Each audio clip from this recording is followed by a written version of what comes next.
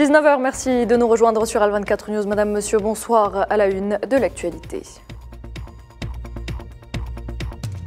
L'Algérie prévoit de mettre sur le marché pas moins de 100 milliards de mètres cubes de gaz naturel par an au cours des 5 prochaines années. Annonce faite depuis Oran par le PDG du groupe Sonatrach à l'ouverture du 7e symposium de l'Association algérienne de l'industrie du gaz.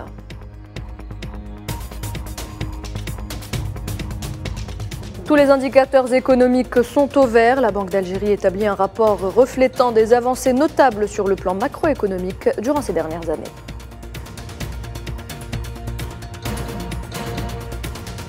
Le fléau du terrorisme gangrène la région des 3 frontières en Afrique. Les forces armées maliennes ont annoncé ce mardi avoir neutralisé 19 terroristes et interpellé 59 autres dans des opérations menées depuis le 24 février dans plusieurs zones.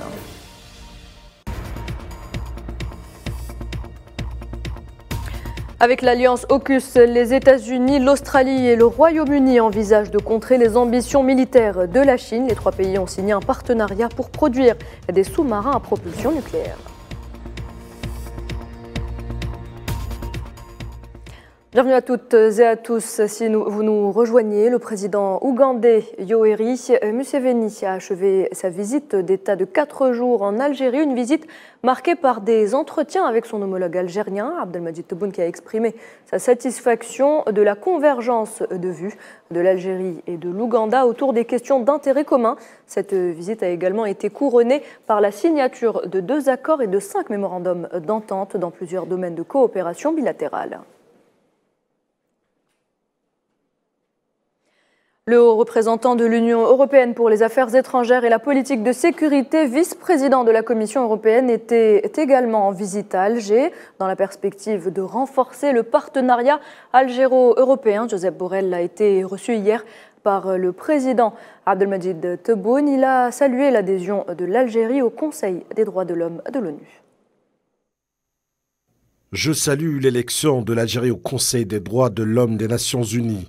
Cette adhésion comprend plusieurs responsabilités dans le respect des droits fondamentaux comme la liberté d'expression et la liberté de la presse.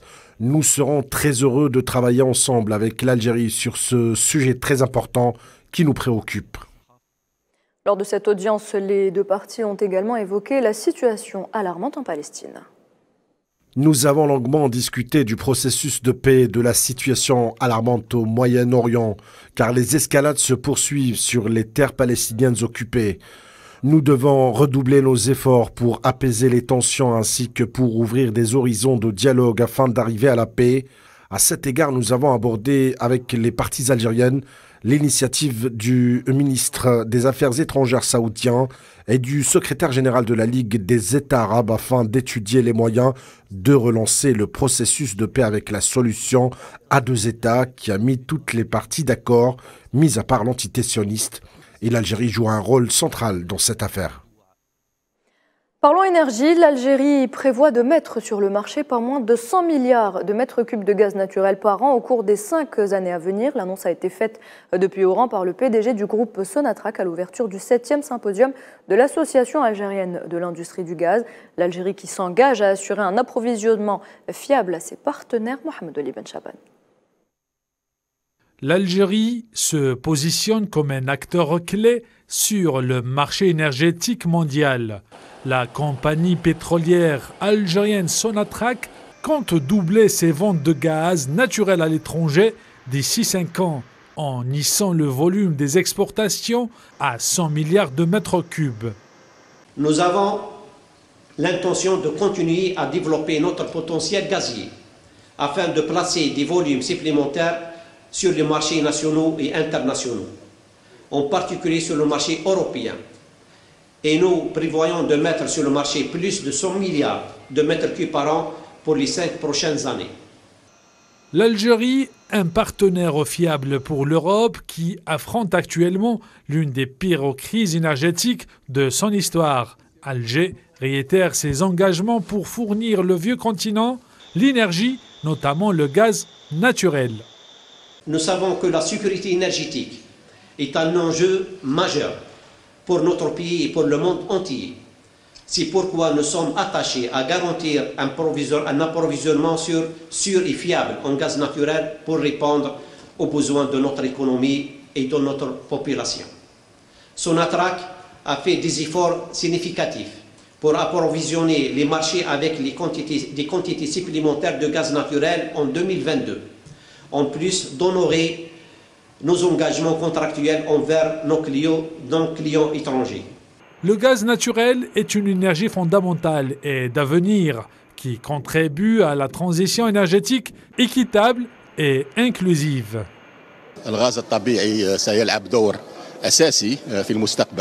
Le gaz naturel va jouer un rôle principal dans la transition énergétique, sachant que la demande sur le gaz naturel va connaître une hausse considérable estimée à 36% en 2050.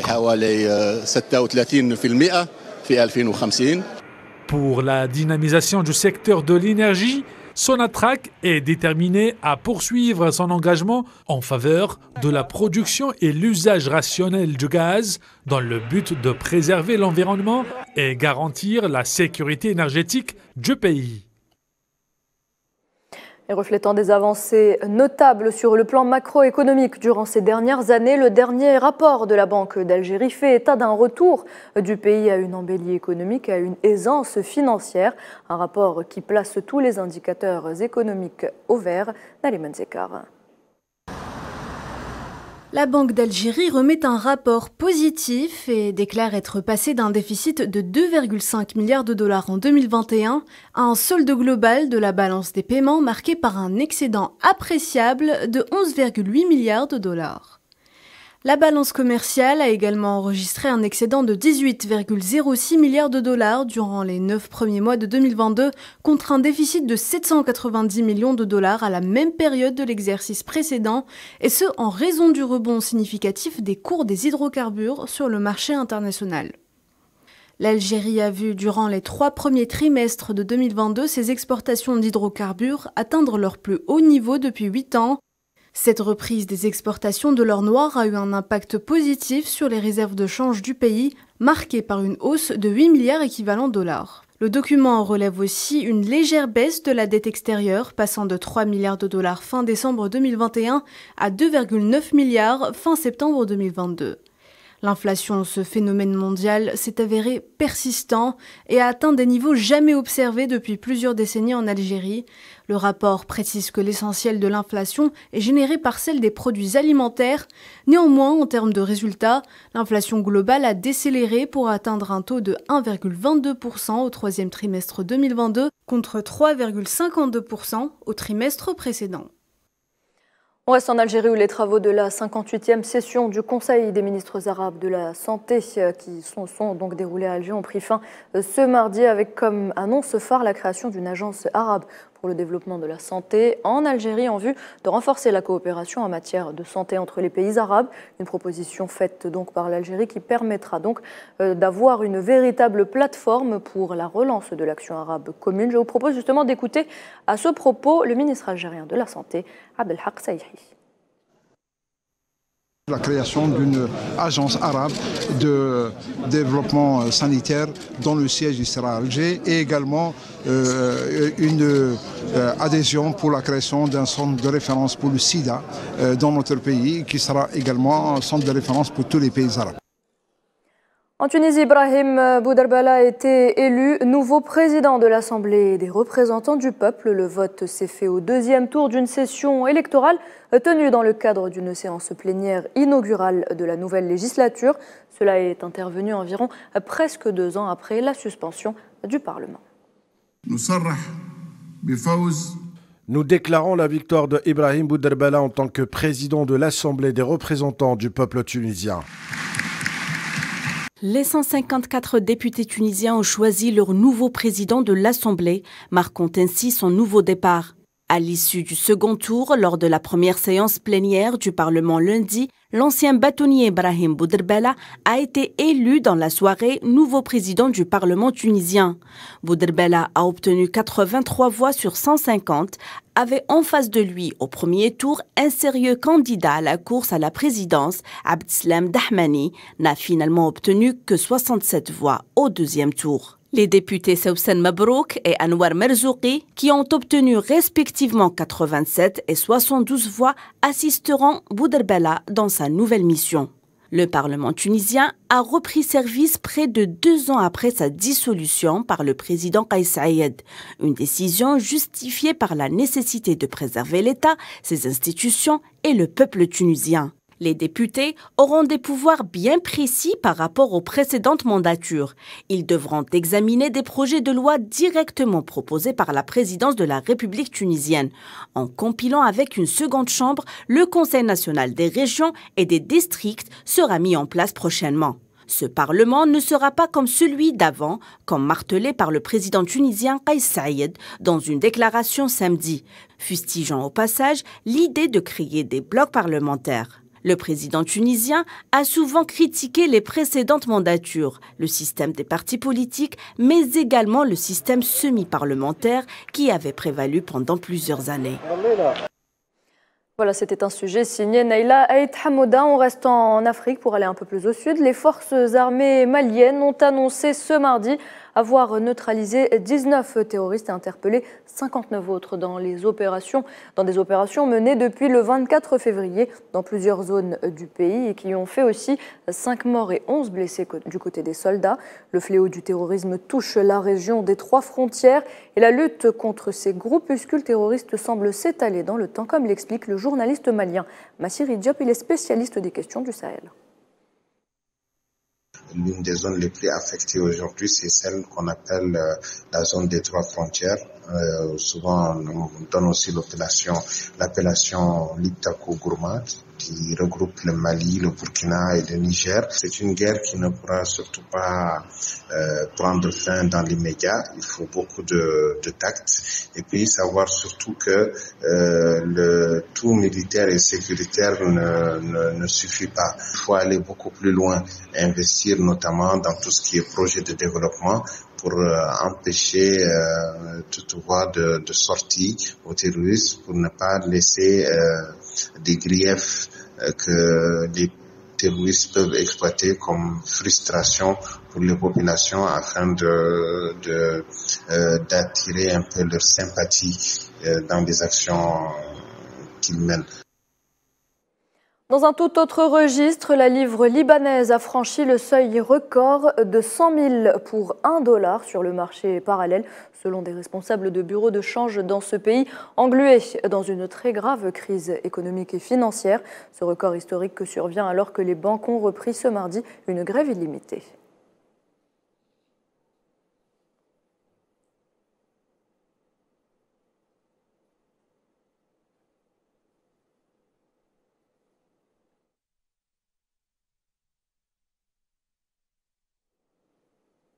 Et nous le disions en titre, l'Australie se dote d'une flotte de 3 sous-marins américains avec une option sur 2 exemplaires supplémentaires livrés à partir de 2030. Avec l'alliance AUKUS, les États-Unis, l'Australie et le Royaume-Uni veulent contrer les ambitions militaires de la Chine. Cette annonce risque de créer un climat de tension en Asie-Pacifique. La République populaire de Chine a d'ailleurs vite réagi et dénoncé une entrave au traité de non-prolifération nucléaire. Sofiane Baroudi. Le président américain s'est réuni avec les premiers ministres britanniques et australiens dans la base maritime de San Diego afin de lever le voile sur un spectaculaire programme militaire dans la zone Asie-Indo-Pacifique dans le cadre de l'alliance AUKUS. Canberra a acquis 3 sous-marins à propulsion nucléaire de type Virginia avec une option d'achat sur 2 autres submersibles de technologie analogue. Jake Sullivan, conseiller à la sécurité nationale à la Maison-Blanche, a exprimé que le programme s'étalerait sur des décennies et on a décrit les grandes lignes, exprimant que celui-ci devrait se dérouler en 3 étapes, la familiarisation, la formation et par suite le déploiement effectif de sous-marins britanniques et américains en Australie. Les 3 pays vont s'associer sur une nouvelle génération de navires submersibles à propulsion nucléaire, baptisée SSN AUKUS. Pékin n'a pas tardé à réagir. Elle a exprimé via son ministère des Affaires étrangères, je cite, la préoccupation de la communauté internationale, considérant que les 3 pays avançaient sur un chemin dangereux. La Chine a réaffirmé son refus de la transaction des sous-marins, considérant qu'elle constituait un péril menaçant la sécurité et la stabilité internationale. Elle a également dénoncé une entorse au traité de non-prolifération nucléaire. Moscou a pour sa part accusé les 3 pays de l'AUKUS d'orchestrer des années de confrontation dans la zone Asie-Indo-Pacifique. Le porte-parole du Kremlin a déclaré que beaucoup de questions se posaient autour de la question de la non-prolifération. Pour rappel, l'année dernière, la transaction des sous-marins à propulsion nucléaire vendus à l'Australie avait entraîné des tensions diplomatiques entre Washington et Paris, qui a vu une commande importante de matériel similaire annulée par Canberra, qui a opté pour la classe Virginia américaine. Ce développement stratégique majeur vient dans une conjoncture marquée par la montée sans précédent des tensions en Europe, ainsi que par de véritables risques de confrontation dans la zone Asie-Pacifique, considérée par Washington comme un espace d'action prioritaire. À ce propos, des manœuvres militaires, dénommées Bouclier de la Liberté, regroupent les armées américaines et sud-coréennes et devraient durer 10 jours. Pyongyang, qui considère ces exercices comme une provocation, a mis en garde contre la possibilité d'exacerbation des tensions et de confrontation. La Corée du Nord a réagi en lançant 2 missiles de croisière depuis un sous-marin en mer de Corée orientale, aussi nommé mer du Japon.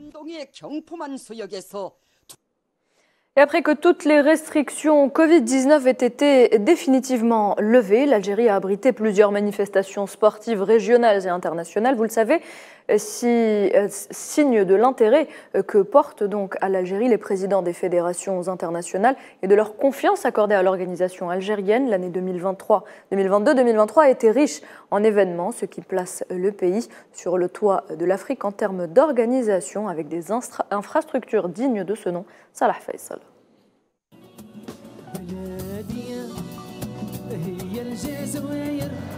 L'Algérie regagne ses lettres de noblesse. L'Algérie enchaîne les succès. Le pays est redevenu une destination sportive incontournable grâce à la stratégie mise en place par le gouvernement algérien. Faire du sport une priorité, le jardin des athlètes de haut niveau et le paradis des touristes. Le président de la République, les dirigeants du pays ainsi que les responsables du secteur étaient et sont sur le qui-vive en organisant des compétitions majeures. Et pour ce faire, l'État a mis en place d'énormes moyens et des investissements colossaux. Stades, complexes sportifs aux normes internationales, des hôtels, des lieux d'hébergement et des infrastructures accessibles avec différents moyens de transport. Sportivement, l'Algérie rayonne une nouvelle fois et se place déjà sur le toit de l'Afrique, belle et hospitalière. L'Algérie a un héritage incroyable, une grande histoire, une culture riche, une mosaïque en couleurs. Le pays a ouvert ses portes aux sportifs en fournissant des services de qualité et a démontré toutes ses capacités organisationnelles en accueillant plusieurs événements en 2022. Les Jeux méditerranéens d'Oran, le pays du pourtour de la Méditerranée, ont assisté à une ouverture et une clôture de classe mondiale. Les présents ont été éblouis par la ville et les infrastructures. 24 sites de compétition, 22 sites d'entraînement et un magnifique public ont accompagné cet événement. De l'avis de tous les spécialistes, les Jeux méditerranéens 2022 sont une réussite parfaite. La compétition sportive était de retour à Oran, quelques semaines après, avec le déroulement au centre aquatique du complexe olympique Miloud Hatfi de la 5e édition des championnats arabes de natation catégorie senior. L'Algérie a organisé la Coupe arabe des moins de 17 ans de football. Les choses s'accélèrent et l'Algérie passe à une toute autre dimension, avec le déroulement du CHAN Algérie. Toute l'Afrique découvrira alors la magnifique enceinte sportive Nelson Mandela.